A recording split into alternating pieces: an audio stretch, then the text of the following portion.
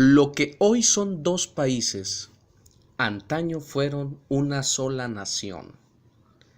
Están divididos, pero no es decisión de ellos. Padecen esto porque la geografía les jugó una mala pasada.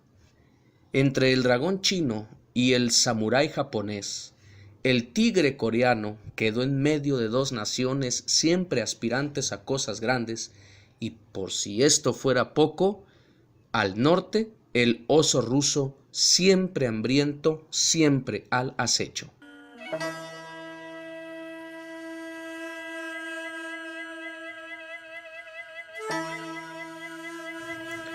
La península de Corea tiene una historia llena de sangre y guerra, pero aún así se mantuvo como reino independiente. Nombres como el del unificador, el general Kim Yu-shin, o el creador del famoso barco Tortuga, el general Yi Shun-shin, o la estudiante mártir de 16 años Yu Wan-sun, descuartizada por los japoneses, son símbolos nacionales de las dos Coreas. Pero como dije, entre las presiones de China y el Japón, disputándosela como un platillo suculento, los coreanos no lograron despegar como nación. Los manchúes chinos los invadieron en el siglo XVII, permaneciendo bajo su dominio hasta que en 1905 el Japón se desarrolla industrialmente, toma la línea militarista, derrota a Rusia y a China y se anexiona la península de Corea. Este periodo para los coreanos fue muy difícil y traumático, ya que Japón trató de subsumir la cultura coreana para imponer la japonesa. Los coreanos lograron mantener a base de sangre y sufrimiento su propia cultura y resistir 40 años de dominio. Recomiendo la película Mi Camino del año 2011, la cual muestra magistralmente esta realidad histórica. El final de la Segunda Guerra Mundial marca una inflexión, con herencias catastróficas para muchos países, pues no terminaba el conflicto cuando los ganadores ya se repartían el mundo y comenzaba a aflorar la diferencia ideológica que marcaría el siglo XX bajo la llamada Guerra Fría. Países como Vietnam, Alemania, Corea, los países bálticos y otros más se encontraron con un pequeño problema. Los ejércitos liberadores de rusos y norteamericanos se encontraban como vecinos, pero una vez eliminado el enemigo, estas ocupaciones pasaron de la vecindad a la confrontación. Corea, que había caminado durante 1000 años como una cultura unificada, a pesar de sufrir las invasiones chino-japonesas, se ve envuelta en esta situación. Rusia quería su Corea y Estados Unidos la suya, pues necesitaban vigilar al destruido Japón y a la naciente y poderosa China. Pues fácil, vamos a dividirla en dos.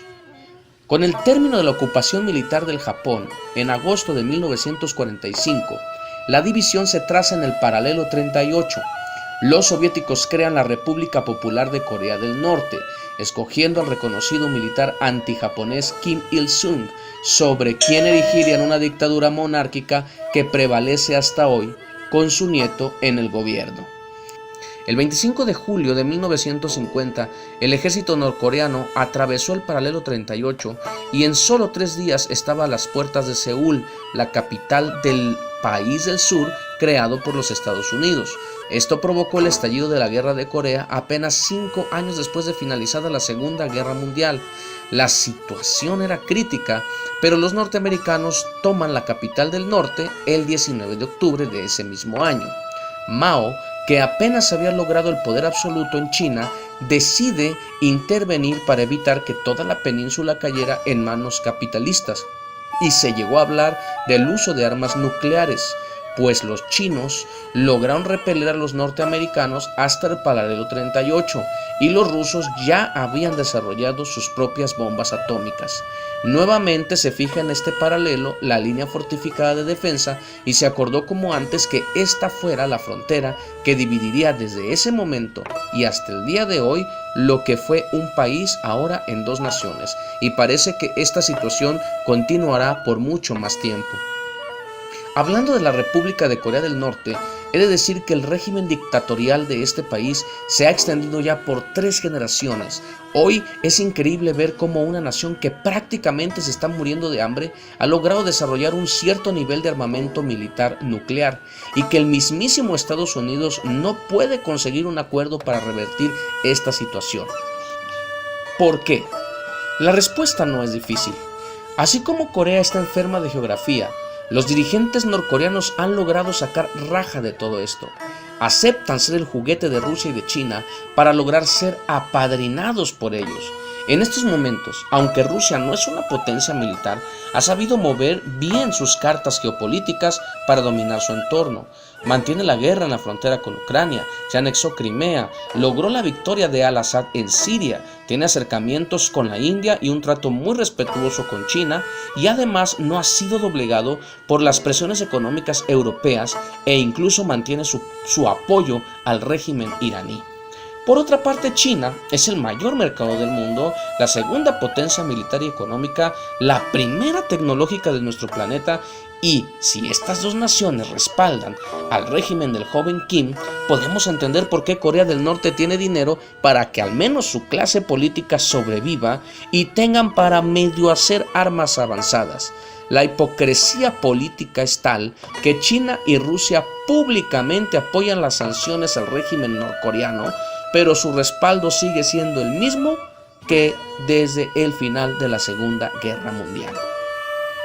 Por esta razón, durante más de medio siglo, Corea del Norte se ha convertido y se ha afianzado como uno de los regímenes totalitarios más cerrados, autoritarios e inhumanos que puedan existir. Sus ciudadanos no pueden abandonar el país, hay campos de concentración o de reeducación. Se calculan en más de 100,000 los presos políticos y todos estos datos no son fiables debido al hermetismo de este gobierno. No es una represión al azar lo que sufre la población norcoreana, es algo sistemático, establecido por el Estado que te ofrece 2 opciones, adoctrinamiento o muerte, una línea comparable solamente al régimen nazi. En pleno siglo XXI, los norcoreanos siguen fortaleciéndose, a pesar de no tener los recursos necesarios para salir adelante. Han logrado desarrollar un cierto nivel nuclear, con una política de guerra fría. Seguro es que no detonarán una bomba nuclear a corto plazo, pero la seguirán usando como vale de cambio para obtener beneficios de las potencias. Es por esta razón que no hubo ni habrá acuerdo entre Trump y Kim. Norcorea tiene una sola cosa para sobrevivir en el ámbito internacional: su tecnología seminuclear, algunos pocos cohetes intercontinentales y quizás unas pocas bombas atómicas, y no renunciarán a ello. Tampoco habrá guerra. No se lanzarán misiles que pongan en riesgo al Japón o a Corea del Sur, ambos aliados estratégicos de Estados Unidos en la región. Los norteamericanos entienden que la política del Pacífico Asiático es muy delicada, no la pueden sacar de su equilibrio.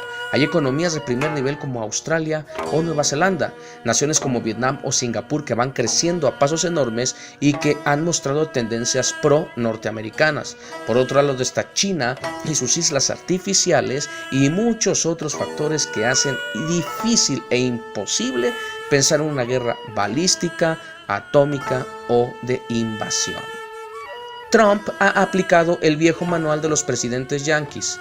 ¿Tienes problemas de popularidad? Fácil, convoca una cumbre pacífica, vete a un hotel lujoso en algún país desarrollado, tómate la foto con el que te has denostado, que por cierto, Kim tuvo que viajar en tren desde Corea del Norte hasta Vietnam para la cumbre que se celebró hace algunos meses, pues tiene miedo a los aviones.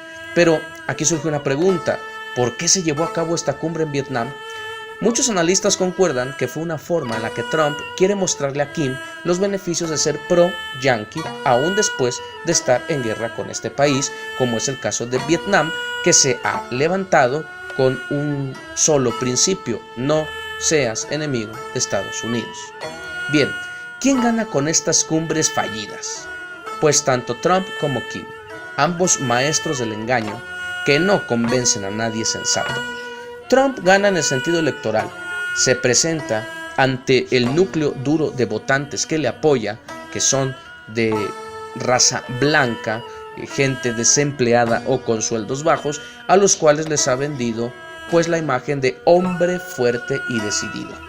Para Kim es lograr más admiración y respaldo de un pueblo que está aislado y que no conoce las noticias del exterior, salvo la versión oficial que les da su autocrático y cerrado Estado. Todo indica que el que una potencia te respalde, aunque no existan derechos humanos en tu país, es garantía de que seguirás en el poder.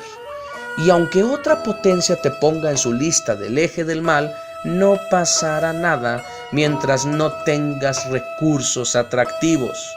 Trump y Kim son un par de mentirosos, narcisistas, cuentacuentos y dictadores, y entre ese tipo de personas jamás habrá un acuerdo y todo será teatro. ¿Quién sale perdiendo? El pueblo de Corea del Norte, un pueblo que se muere de hambre, un pueblo que vive en casas de cartón, un país en donde se miente por todos lados para dar a entender al mundo que las cosas están bien, llegando a construir ciudades enteras falsas para que los satélites vean prosperidad, en donde solamente hay hambre. Quizás el mayor logro de Trump sea que en los próximos años exista algún que otro McDonald's en Pyongyang y nada más. Los saluda su amigo el Burro Benjamín. Nos vemos en un próximo video. Comparte y hasta pronto.